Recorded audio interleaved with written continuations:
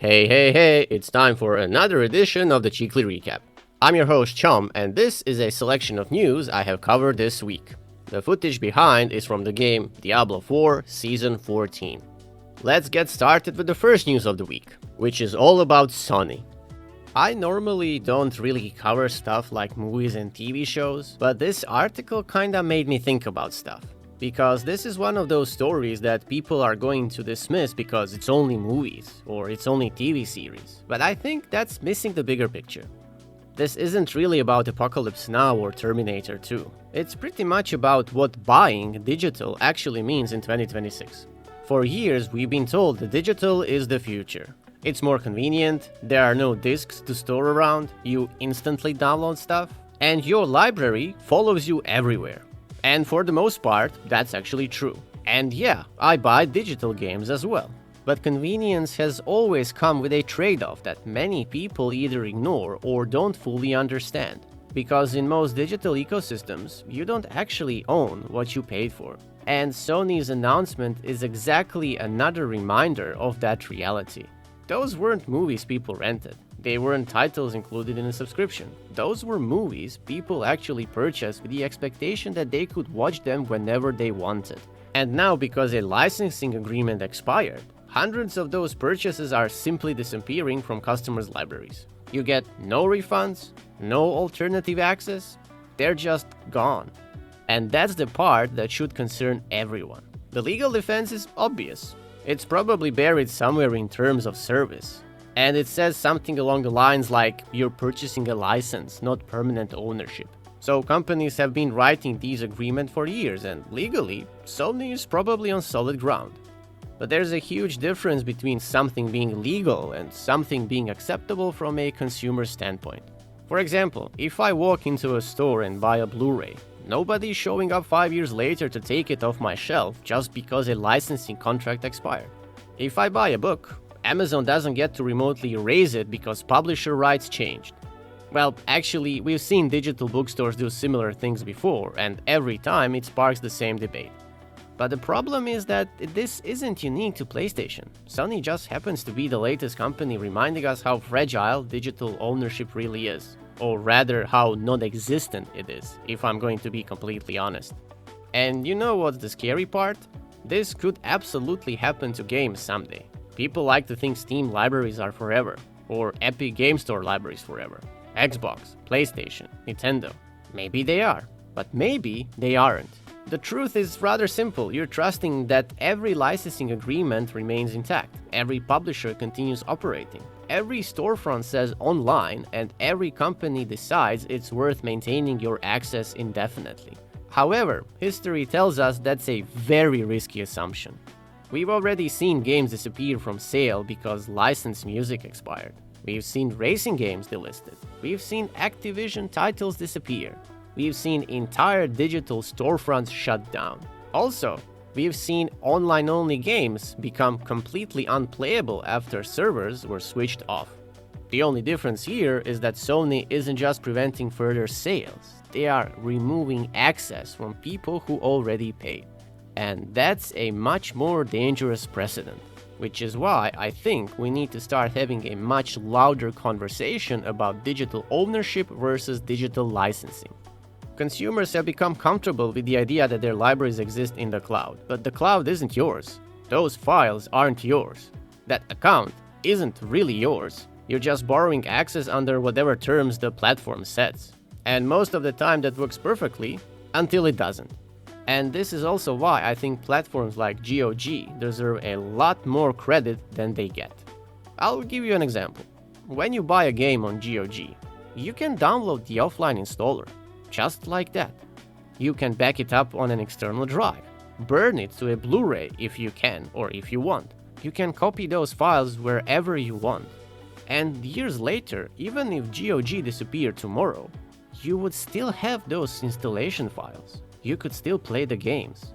And that's much closer to actual ownership. Obviously, it doesn't solve every problem. Like multiplayer games, they still rely on servers, and licensed content can still be complicated. But at least your single-player purchase isn't dependent on someone else's licensing agreement staying active forever. And honestly, when I see this BS with PlayStation and Sony, I think every digital storefront should move closer to that model. I mean, let's be real here. If I've paid for a game, I should be able to download everything necessary to install and play that game offline. I don't want to be in a situation where I need some kind of a stream permission from a server. Or perhaps hoping that my account authentication still works in 20 years. Or even better, crossing my fingers that corporate lawyers renew another contract. It can be really fucking simple. Just let me keep what I bought. But then some of you would say publishers don't want DRM-free games because piracy exists. And I could say fair enough, but we've had DRM-free games on GOG for years and the industry hasn't collapsed. Pirates were never waiting for a DRM-free storefront anyway. They've always found ways around DRM. The thing here is that the people who suffer the most are often paying customers who end up dealing with online activation limits, launcher requirements, authentication servers, and in case like this, losing access entirely. And this is extremely backwards for me because the paying customer should always have the better experience. But look, at the end of the day, I don't think this is a reason to panic and delete your Steam library tomorrow. But it is a reason to become more informed customer. For example, know what you're buying. Read that fine print when companies say purchase. Support stores and developers that respect ownership. And maybe think twice before assuming your digital library is permanent. Because today it's all about movies on PlayStation, but tomorrow it could be something else. Maybe a TV show, maybe a game, or maybe an entire storefront. I believe technology exists to preserve what people buy, and the question is whether the industry is willing to let consumers actually own their purchases, or whether buy is slowly becoming just another word for temporary access. Because if I'm being honest with you folks, if things continue in this fashion, I don't think there's going to be a good outcome for us normal consumer people. If history is telling me anything, it's going to be much, much worse. And speaking about things getting worse, PlayStation will stop releasing games on discs in 2028. And if this actually happens as described, I think it would be one of the biggest shifts in console gaming since digital downloads became mainstream. But here is what I think. The first thing to separate is what Sony is saying versus what Sony is doing. Sony's argument is understandable from a business perspective. As we all know, digital sales are already the majority of PlayStation's game purchases. Another thing is that manufacturing Blu-rays, printing cases, shipping them worldwide, and dealing with retail, well, that costs money. So selling them directly through the PlayStation Store means Sony keeps a larger share of every sale. And let's not forget, publishers also get access to better analytics and more control over pricing and distribution. So, from a purely financial standpoint, this is almost inevitable. But what's good for Sony isn't necessarily good for players. Because the biggest issue isn't discs, it's the ownership. And recent news regarding Sony perfectly illustrates why many gamers are worried. If you don't know, Sony removed hundreds of purchased movies from the users' libraries because the licensing agreement ended. And basically people had paid for these titles, yet they lost access anyway. And even though movies and games are different because games usually don't rely on third-party licensing in the same way, it demonstrates a broader problem. When everything is digital, you're often buying a license, not a permanent ownership. And that's something many people don't fully appreciate until content disappears or a service changes. Now, one thing people overlook is how much physical copies keep prices in check. For example, let's do a quick exercise. Imagine a new $80 game. When you have a physical disc, you can do several things with it. For starters, you can buy it from whichever retail is cheapest. You can wait for store discounts. You can buy it used. Maybe you can borrow it from a friend. Maybe you can rent it, where available obviously, and at the end sell it after finishing it. So once physical media disappears, Sony essentially becomes the gatekeeper. I mean, sure, retailers could still sell digital codes, but those codes generally don't function like physical copies. They cannot be resold or shared after redemption. And basically the second-hand market effectively disappears, which then gives platform holders much greater pricing power. And we've already seen this on PC. Steam sales are fantastic, but outside sale periods, digital storefronts often maintain high prices for years because there's no used market competing against them. And let's not forget, they will never lower the prices of games now, make no mistake of that. Because if a game now is 80, there's no way in hell it's going to be 70 or 60 even, just because you are not using the physical copies anymore and you're selling everything digitally. They are definitely going to use this as a way to make more money. That's 100% certain. And why? Well, because I would do the same. It's simple as that. Anyway, let's go back to the topic at hand. One thing I would like to talk about as well when it comes to this particular story is preservation. This is probably the biggest concern of them all. You see, physical games aren't perfect anymore because many ship unfinished and rely on day one patches. However, the disc still provides a playable version of the game, something collectors can archive, a backup if servers disappear, and historical preservation. Although when I think about it, every single game now that you boot into your PlayStation, well, you basically need to download the rest of the game, so, I mean, if we are talking about purely digital future, it means preservation depends almost entirely on publishers deciding to keep servers and downloads available. And as you might have noticed, gaming history has shown they're not always willing to do that. Also, another thing, and I kinda mentioned it before, retail will suffer greatly because of this. Take a look at GameStop, for example, independent stores and local game shops. I mean, they are already struggling. And when you remove discs, that just doesn't affect collectors. It affects retail jobs, independent game stores, trading programs, impulse purchases, for example, and gaming sections in major retailers. So that's one whole ecosystem that's gonna shrink dramatically. Albeit it has been shrinking non-stop, so this is not a huge surprise, to be honest. Now, I gotta be fair a bit as well. There are upsides to this, because digital does have genuine benefits. You have instant downloads, no damaged discs, no need to swap games, faster updates, preloading after launch, and probably easier access in regions with fewer physical retailers. So you could say many people will genuinely prefer this convenience, and for someone who never sells games and buys everything during digital sales, the transition may not feel like a loss. Quite frankly, you wouldn't even notice it. However, in the end, the trend isn't, like I said, surprising. But what concerns me is the concentration of control. When you have one company that controls distribution, pricing, refunds, access, licenses, and even whether a title remains downloadable, you as a consumer basically lose leverage. And to be honest, physical media wasn't just nostalgia, it basically created competition. So if Sony, Microsoft, and eventually Nintendo all become fully digital, we, the consumers, have fewer alternatives and less bargaining power. So in the end, I think this transition was always coming, but I don't think it's an unequivocal improvement for the player. The convenience of digital is real, that's very much true, and many consumers have already embraced it. But disappearance of physical media can likely mean several things. First and foremost is less consumer ownership. Then you have fewer options for buying and sharing games. Or basically you have zero, if I'm going to be honest with you. Then the end of used game market. That's basically going to disappear. Greater dependence on platform holders. And probably more challenges for long-term game preservation. And you know, ironically, Sony's recent removal of those purchased films has made many people more skeptical of an all-digital future. Even though the situation involved licensed video content rather than games, it pretty much reinforced a broader concern. Digital purchases can be more fragile than many people assume.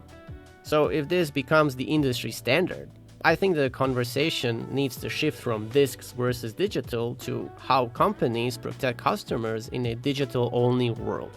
That could basically include stronger ownership rights, clearer licensing agreements, maybe guaranteed re-download access, better refund policy, and preservation commitments.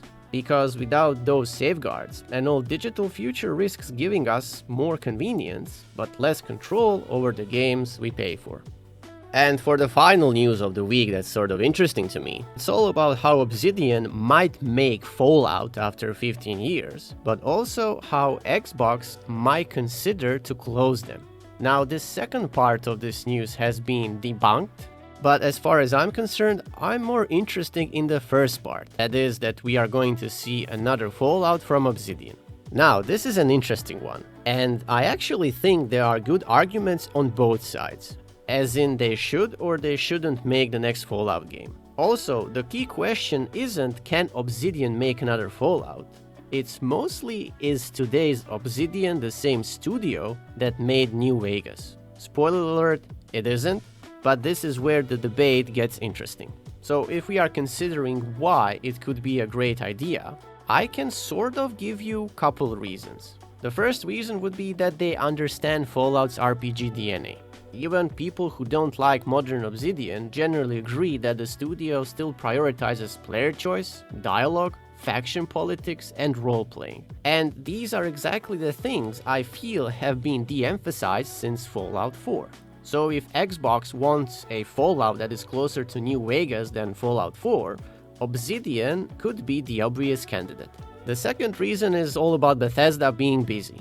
And I can say this is probably my strongest argument for this. If Bethesda doesn't make another Fallout until after The Elder Scrolls 6, we are realistically talking about the early or even mid-2030s for the next Fallout game. And I don't know about you, but this is an enormous gap. I mean, Microsoft has one of gaming's biggest franchises sitting idle, while interest is at its highest thanks to the TV show. So giving another studio a Fallout project makes perfect sense if you ask me. And as my final point, I would say that they already proved they can do it. Whether people love or hate New Vegas today, it has one of the strongest reputations in the series. Hell, I would even say it is one of, if not the best RPG ever made. Obviously, this point is actually more nuanced than it first appears, because there are really two different ways to look at Obsidian's history with Fallout. Which basically brings me to why this could be a terrible idea. And the number one reason, like I mentioned before, is that this isn't the same Obsidian. I mean, let's think about it. It has been over 15 years. Many senior developers have left, writers have changed, designers have changed, leadership has probably evolved, and the studio has nearly doubled in size. So, when people say that the New Vegas developers are making another Fallout, I mean, are they really? Because the logo is still the same, but the people largely aren't. And this is true across the industry. Modern studios often share a name with the team that made their classics, but not necessarily the same talent. Which brings me to my second point. It is fair to say, recent Obsidian games haven't reached New Vegas' reputation. And I'm mostly talking about the WoW and the Outer Worlds too. For example, the criticism that I would mention for these two games are as follows. Shallow exploration, safe quest design, limited player freedom compared to expectations, writing that leans heavily on humor, and combat that feels competent rather than exceptional. If those same design philosophies carried over to Fallout, I can safely say without a shadow of a doubt that New Vegas would be disappointing as fuck. So if you wanna see Fallout with a WoW and the Outer World stuff, I mean, sure, you can. But the question is, especially since there is this huge restructuring at Xbox, if you don't make a game that sells like hotcakes, that essentially means your corporate overlords will probably shut you down. So yeah, like I said, by all means, experiment as much as you want, but if I was the head of Xbox, I would probably say to them something along the lines of, make the game that people like based on what you have in Fallout New Vegas, and don't put any other bullshit that you normally put in your games. Because if you don't do that, it's not going to be a party time for either Xbox or Obsidian for that matter. Now, next point kinda goes together with the previous one, and it's all about nostalgia being a dangerous benchmark. You see, New Vegas is almost mythical game. So people don't just want another Fallout, they want to feel exactly how they felt in 2010. Now, I could argue that this is not that hard to make, but in today's gaming industry this is almost impossible to pull out. Even if a new game scored 9 out of 10, which by the way is meaningless, people will probably compare every quest, every faction, every dialogue choice to New Vegas. And like I said, based on the state of the gaming industry, that's an incredibly high bar. I mean, it's still doable, and I would argue you can replicate what made New Vegas amazing. But the main question is this: do people who are now in Obsidian even know what made New Vegas amazing? Because as far as I'm concerned, judging from the games they released recently, I don't think they do. Now, I talked about nostalgia, but I would say the bigger problem from nostalgia is actually expectations, because, I mean, it's Fallout New Vegas 2. People are going to jump on hype train like there's no tomorrow. Hell, even I would do that maybe 10-15 years ago if I didn't know better. But just think about this. If New Vegas 2 actually happens, I bet you that people will immediately expect stuff like Kaiser's Legion, NCR, Mr. House, the Mojave, same level of writing, same freedom, same atmosphere. And to be honest, that's perfectly normal. I mean, you are making New Vegas 2, right? So what we had in the first game, you need to have in the second game, and then some. So in that sense, if the game delivers anything less, you could say the backlash could be enormous. I should point out when I talk about these things that the biggest concern for me isn't gameplay, it's actually writing. Because let's be real, New Vegas' greatest strength wasn't its combat or graphics. That was basically there because it has to be there. The real reason why New Vegas was, or rather is, still amazing is that nearly every faction had believable motivations. There wasn't a clear good guy. And we are still seeing people arguing over Reddit about NCR, Legion, House, Yes Man, and the choices that follow after you pick one of these factions. And the debate is still going on, 15 years later. And that, dear listener, is called exceptional writing. So in that sense, I don't think recent Obsidian games have consistently reached the level of moral complexity. And the recent writing of these games would be something along lines of more straightforward or more comedic.